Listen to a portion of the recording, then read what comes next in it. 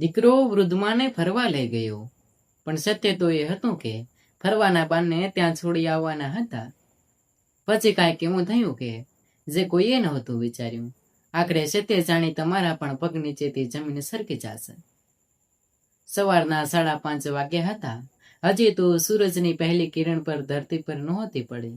ત્યાં જ 72 વર્ષના શાંતાબાના રૂમનો દરવાજો ખખડ્યો. શાંતાબા તો ક્યારનાય જાગી ગયા હતા.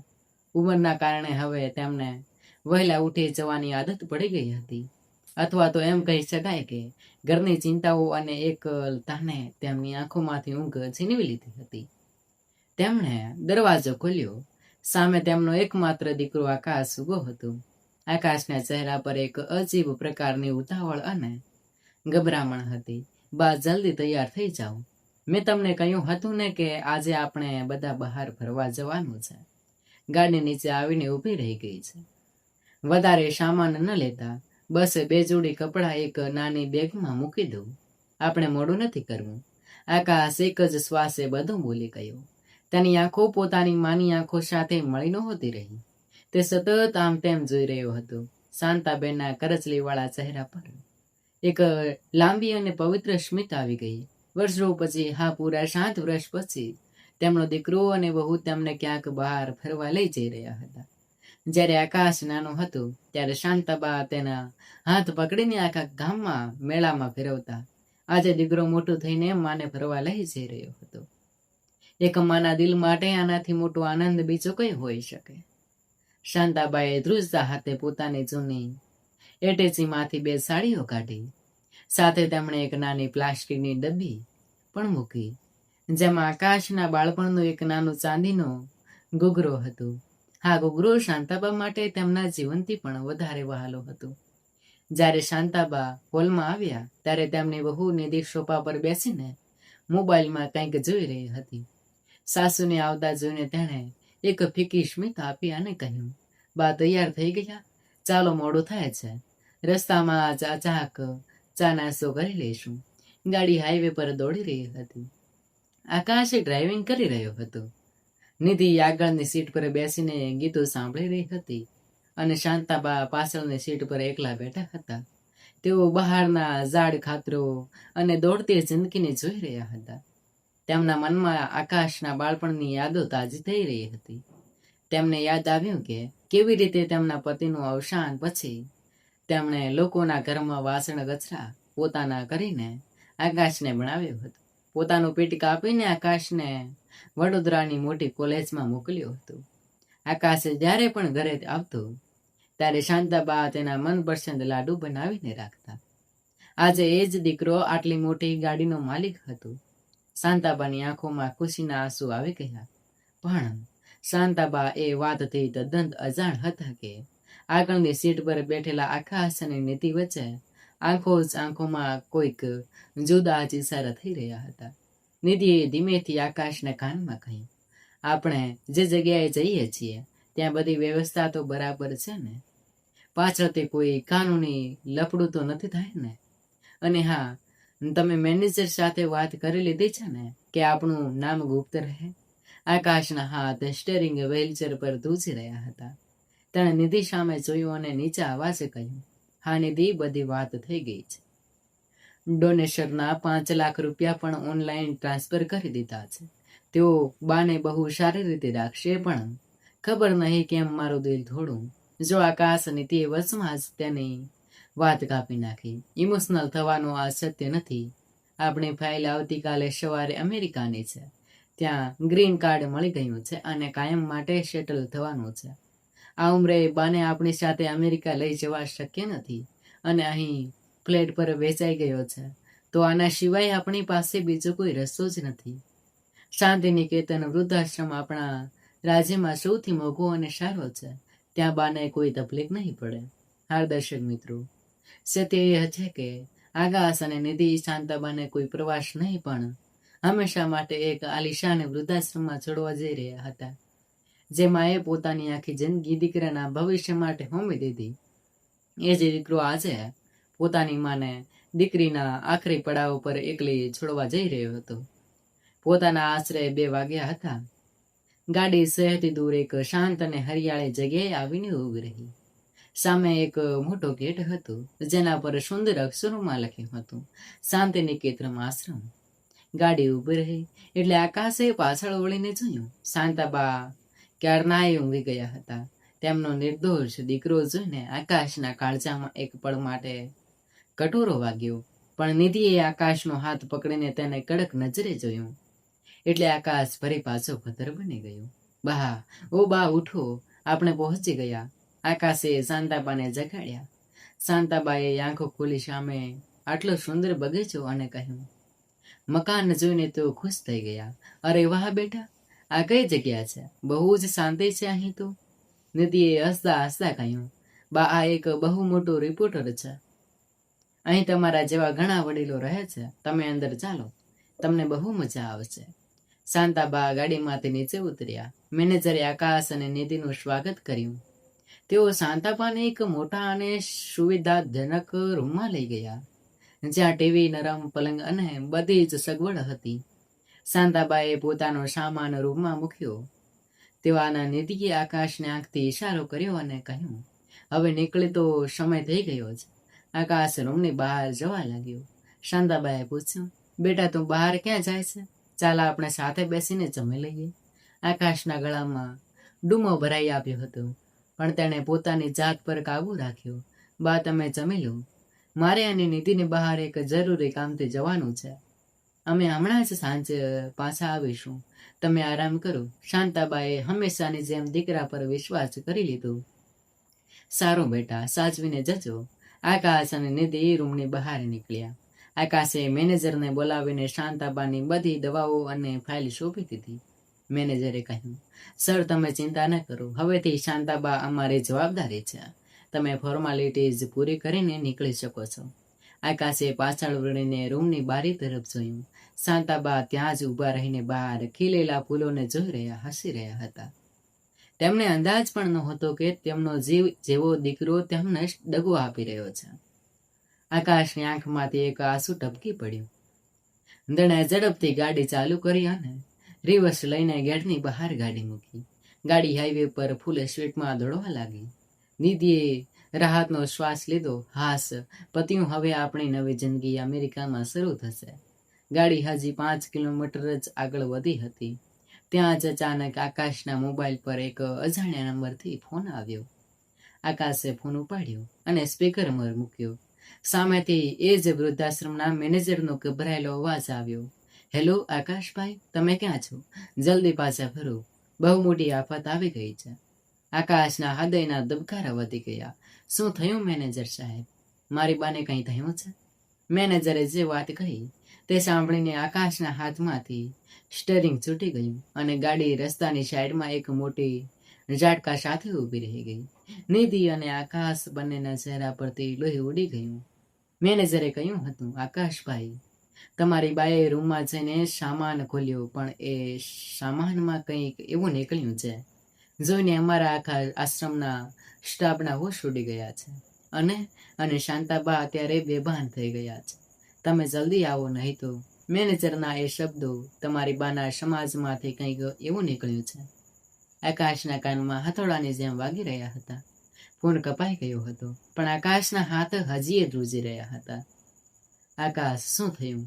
મેનેજરે શું કીધું? સામાનમાં વળી એવું તે શું નીકળે? બા તો આપણી સામે બેગ પેક કરતા હતા ને? નિધિએ ગભરાઈને પૂછ્યું. તેનો અવાજ જે અત્યાર સુધી પથ્થર જેવો કડક હતો તે હવે ધ્રુજી રહ્યો હતો.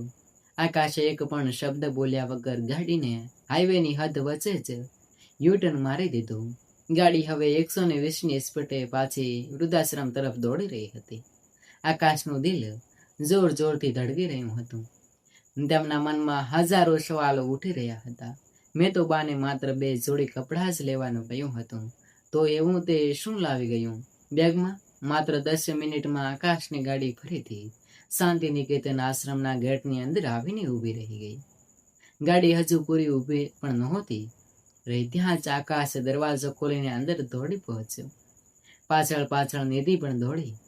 જ્યારે તેઓ શાંતાબાના રૂમમાં પહોંચ્યા ત્યારે ત્યાંનું દ્રશ્ય જોઈને બંને સ્તન થઈ ગયા. રૂમમાં આશ્રમના 2 ડોક્ટર્સ અને 3-4 નર્સ શાંતાબાની આસપાસ ઊભા હતા. શાંતાબા પલંગ પર બેભાન અવસ્થામાં પડ્યા હતા અને તેમના હાથમાં ઓક્સિજનનું માસ્ક લગાવેલું હતું. રૂમના ટેબલ પર શાંતાબાની એ જૂની અટેચી ખુલ્લી પડી હતી. પણ આશ્ચર્યની વાત એ હતી કે એ અટેચીમાંથી માત્ર કપડાં નહીં, પણ અંદરના એક ગુપ્ત ખાનામાંથી જૂના કાગળો, સોનાના કેટલાક ઘરેણાં અને એક મોટી ડાયરી બહાર કાઢેલી હતી. અને એ ડાયરીની ઉપર પેલો ચાંદીનો ઘૂઘરો મૂકેલો હતો જે આકાશના બાળપણનું હતું. મેનેજર સાહેબ, શું થયું છે મારી માને? અને તમે ફોનમાં શું કહેતા હતા? આકાશે હાંફતા હાંફતા પૂછ્યું. મેનેજરે ગંભીર ચહેરે આકાશ સામે જોયું અને ટેબલ પર રાખેલી એ જૂની ડાયરી આકાશના હાથમાં આપી. આકાશભાઈ, તમારી બા રૂમમાં આવ્યા પછી આ અટેચી ખોલીને આ ડાયરી અને કાગળો બહાર કાઢીને રડી રહ્યા હતા. અમે જ્યારે એમને પાણી આપવા ગયા ત્યારે તેઓ અચાનક છાતી પર હાથ રાખીને ઢળી પડ્યા. પણ આ કાગળો જે કહે છે એ જોયા પછી અમને સમજાયું કે સત્ય શું છે. આકાશે ધ્રુજતા હાથે ડાયરી ખોલી. એ ડાયરીના પહેલા જ પાના પર શાંતાબાના હાથે લખાયેલા અક્ષરો હતા. વર્ષો સુધી એ ડાયરીના પાના પીળા પડી ગયા હતા. આકાશે વાંચવાનું શરૂ કર્યું. જેમ જેમ તે વાંચતો ગયો તેમ તેમ તેના પગ નીચેથી જમીન સરકતી ગઈ. ડાયરીમાં લખ્યું હતું, આજે મારો આકાશ 5 વર્ષનો થયો. ડોક્ટરે કીધું છે કે એના દિલમાં કાણો છે અને તાત્કાલિક ઓપરેશનની જરૂર છે, પણ મારી પાસે તો ફૂટી કોડી પણ નથી. આકાશના પપ્પાના ગયા પછી હું સાવ એકલી પડી ગઈ છું, પણ હું મારા વહાલા શોએને કંઈ નહીં થવા દઉં. આજે મેં મારી જિંદગીનો સૌથી મોટો નિર્ણય લીધો છે. આકાશે ધ્રુજતા હાથે બીજું પાનું ફેરવ્યું. ત્યાં શાંતાબાની ડાયરીની સાથે હોસ્પિટલના કેટલાક જૂના કાગળો અને એક કાનૂની દસ્તાવેજ ચોંટાડેલો હતો. એ દસ્તાવેજ પર લખેલું વાંચીને આકાશની આંખો ફાટી ગઈ. એ દસ્તાવેજ મુજબ આકાશ શાંતાબાને પોતાનો સરળ દીકરો નહોતો. હા દર્શક મિત્રો, આકાશ જે માને પોતાની સગીમાં સમજીને મોટો થયો હતો, જે માને તે આજે વૃદ્ધાશ્રમમાં છોડવા આવ્યો હતો, તે માએ તેને અનાથ આશ્રમથી તદ્દન લીધો હતો. કાગળ સ્પષ્ટ લખ્યું હતું કે શાંતાબાના લગ્ન ઘણા વર્ષ પછી પણ તેમનો કોઈ સંતાન નહોતું થયું. ત્યાંથી તેમણે અનાથ આશ્રમમાંથી એક અનાથ અને બીમાર બાળકને તદ્દન લીધું, જેનું નામ તેમણે આકાશ રાખ્યું. જ્યારે આકાશના દિલનું ઓપરેશન કરવાનું આવ્યું ત્યારે શાંતાબાએ પોતાની બંને કિડનીમાંથી એક કિડની વેચી દીધી. એ પૈસાની આકાશનો જીવ બચાવ્યો હતો. આ બધું વાંચીને આકાશના માથા પર જાણે આવ તૂટી પડ્યું. જે માના લોહીનો તે પોતે અંશ પણ નહોતો, એ માએ તેને બચાવવા માટે પોતાનું અંગ વેચી દીધું હતું અને પોતે આજે એ જ માને રસ્તા પર છોડીને અમેરિકા ભાગી રહ્યો હતો. આકાશ ડાયરી પકડીને ધ્રુસકે રડી લાગ્યો. નિધિએ પણ જ્યારે એ કાગળો જોયા ત્યારે તેના અહંકારના બધા કિલ્લા તૂટી ગયા. તેની આંખોમાંથી પણ પસ્તાવાના આંસુ વહેવા લાગ્યા. બા, મને માફ કરી દો બા. આકાશ શાંતાબાના પલંગ પાસે ઘૂંટણીએ બેસી ગયો અને તેમનો હાથ પકડીને રડવા લાગ્યો. બરાબર એ જ સમયે શાંતાબાની આંખો ધીમેથી ખુલી. ઓક્સિજન માસ્કની અંદરથી તેમનો અવાજ બહુ ધીમો આવી રહ્યો હતો. તેમણે આકાશના માથા પર હાથ મૂક્યો. તેમની આંખોમાં દીકરા માટે કોઈ ક્રોધ કે નફરત નહોતી, બસ એ જ અનંત પ્રેમ હતું. શાંતાબાએ નબળા અવાજે કહ્યું, બેટા, તું પાછો આવી ગયો. મને ખબર હતી મારો આકાશ મને મૂકીને ક્યાંય નહીં જાય. આ ડાયરી મેં તમારાથી છુપાવીને રાખી હતી, કારણ કે હું નહોતી ઈચ્છતી કે તને ક્યારેય એવો અહેસાસ થાય કે તું મારો સગો દીકરો નથી. તું તો મારો કાળજાનો કટકો છે બેટા. આકાશનું દિલ પસ્તાવાની આગમાં બળી રહ્યું હતું. તેણે કહ્યું, બા, તમે બધું જાણતા હતા. તમને ખબર હતી કે અમે તમને હંમેશા માટે છોડવા આવ્યા છીએ. શાંતાબાએ એક તૂટેલી સ્મિત સાથે જે જવાબ આપ્યો તે સાંભળીને રૂમમાં ઉભેલા ડોક્ટર્સ અને મેનેજરની આંખો પણ ભીની થઈ ગઈ. શાંતાબા બોલ્યા, બેટા, માં ભલે અપણ હોય પણ દીકરાની આંખો વાંચતા તેને આવડે છે. સવારે જ્યારે તે મને ટૂંકા કપડાં લેવાનું કહ્યું અને તારી આંખો મારાથી ચોરાતી હતી ત્યારે જ હું સમજી ગઈ હતી કે મારો દીકરો આજે મને ક્યાંક દૂર મૂકવા જઈ રહ્યો છે. પણ બેટા, મને તારા પર કોઈ ગુસ્સો નથી. તું તારી જિંદગીમાં ખુશ રહે છે, અમેરિકા જા, તારી ખુશી એ જ મારી ખુશી છે. આ સાંભળીને નિધિ પણ દોડીને શાંતાબાના પગમાં પડી ગઈ. બા, મને માફ કરી દો, હું બહુ સ્વાર્થી થઈ ગઈ હતી. અમે તમને ક્યાંથી નથી મૂકવાના. અમે અમેરિકાની ટિકિટ કેન્સલ કરી દઈશું. તમે અમારી સાથે ઘરે ચાલો. આખો રૂમ એક ભાવનાત્મક વાતાવરણથી ભરાઈ ગયો હતો. આકાશે મેનેજરને કહ્યું, સાહેબ, અમારા પેપર્સ પાછા આપી દો. અમે અમારી માને ઘરે લઈ જઈએ છીએ. બધું બરાબર થઈ રહ્યું હતું. એવું લાગતું હતું કે વાર્તાનો સુખદ અંત આવી ગયો છે. આકાશે શાંતાબાને વ્હીલચેર પર બેસાડ્યા અને તેઓ આશ્રમના ગેટ તરફ જવા નીકળ્યા. પણ કુદરતની રમત કંઈક જુદી જ હતી. તેઓ મેઇન ગેટ પાસે પહોંચ્યા. ત્યાં જ અચાનક બે કાળા રંગની લક્ઝરી ગાડીઓ ફૂલ સ્પીડમાં આશ્રમની અંદર આવીને ઊભી રહી. એ ગાડીમાંથી 4 કડક સિક્યુરિટી ગાર્ડ્સ અને એક ખૂબ જ અમીર અને વગદાર દેખાતો વૃદ્ધ માણસ ઉતર્યો. એ વૃદ્ધ માણસની નજર જેવી વ્હીલચેર પર પડેલા શાંતબા પર પડી, તે ચોંકી ગયો. તેના હાથમાંથી લાકડી છૂટી ગઈ. તે દોડતો શાંતબા પાસે આવ્યો અને જોરથી બોલ્યો, શાંતા, તું અહીં આટલા વર્ષો પછી? શાંતાબાએ એ વૃદ્ધ માણસનો ચહેરો જોયો અને તેમના ચહેરા પર ખુશી નહીં પણ એક અજીબ પ્રકારનો ભય અને નફરત છવાઈ ગઈ. શાંતાબા ધ્રુજતા લાગ્યા અને તેમણે આકાશનો હાથ પકડી લીધો. એ વૃદ્ધ માણસને આકાશ સામે જોયું અને વર્ષો પછી શાંતાબા સામે જોઈને એવી વાત કહી જેણે આકાશ અને નિધિના હોશ ઉડાવી દીધા. વૃદ્ધે કહ્યું, શાંતા, આ એ જ છોકરો છે ને જેને તું 25 વર્ષ પહેલાં મારી પાસેથી છીનવીને ભાગી ગઈ હતી. આ મારો એ અમીર વૃદ્ધ માણસના શબ્દો. આ એ જ છોકરો છે ને જેને તું 25 વર્ષ પહેલાં મારી પાસેથી છુપાવીને ભાગી હતી. આ સાંભળીને આકાશ સ્તંભ થઈ ગયો. તેણે ક્યારેય સપનામાં પણ નહોતું વિચાર્યું કે તેની જિંદગીનું સત્ય આટલું ગૂંચવાયેલું હશે. કોણ છો તમે? અને મારી બા વિશે આવું શું બોલો જ રહ્યા છો? આકાશે ગુસ્સા અને આશ્ચર્ય સાથે એ વૃદ્ધ માણસને પૂછ્યું.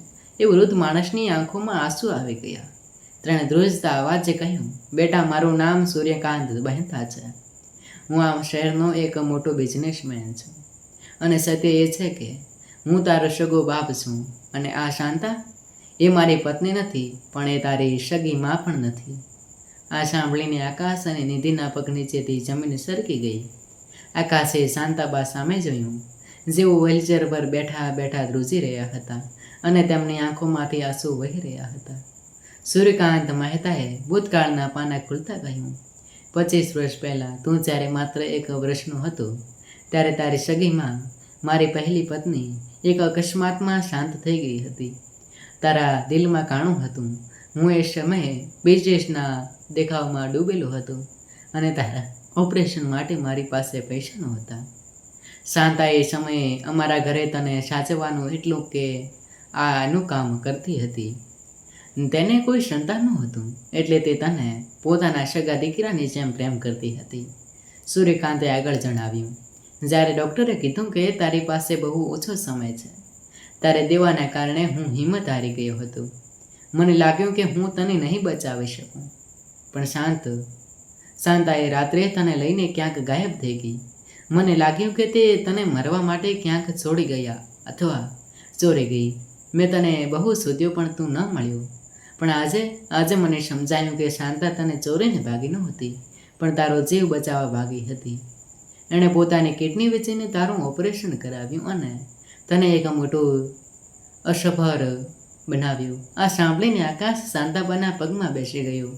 તેનું કાળજું ચીરાઈ ગયું હતું. જે સ્ત્રી સાથે તેના લગ્ન કોઈ સંબંધ નહોતું, તે માત્ર એક આયન હતી.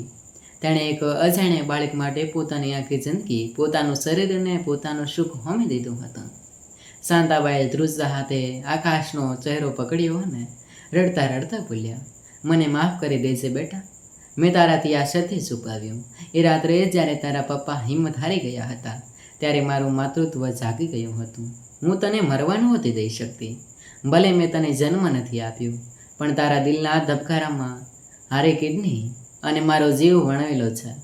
હું ડરી ગઈ હતી કે જો તારા પપ્પા તને મારી પાસેથી છીનવી લેશે તો હું જીવી નહીં શકું.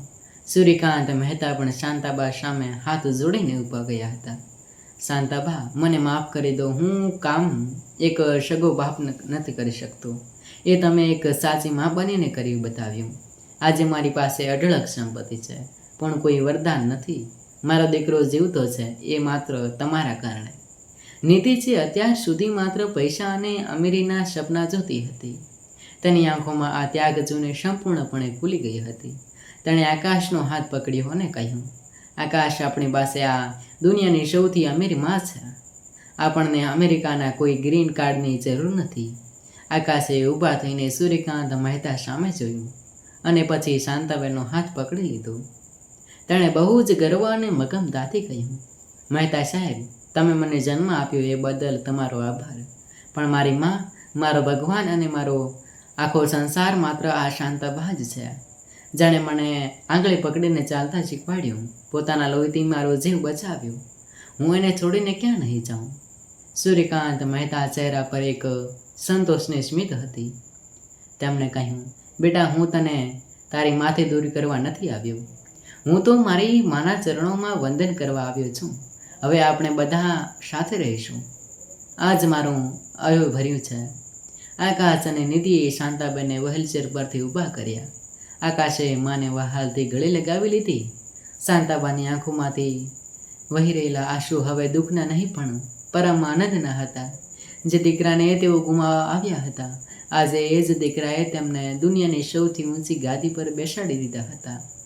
ગાડી ફરી પાછી ઘર તરફ વળી, પણ આ વખતે ગાડીમાં એકલા કે દગો ન હતો. આ વખતે ગાડીમાં પરિવારનો સાચો પ્રેમ, આદર અને ક્યારેક ન તૂટનારો અતૂટ વિશ્વાસ હતો.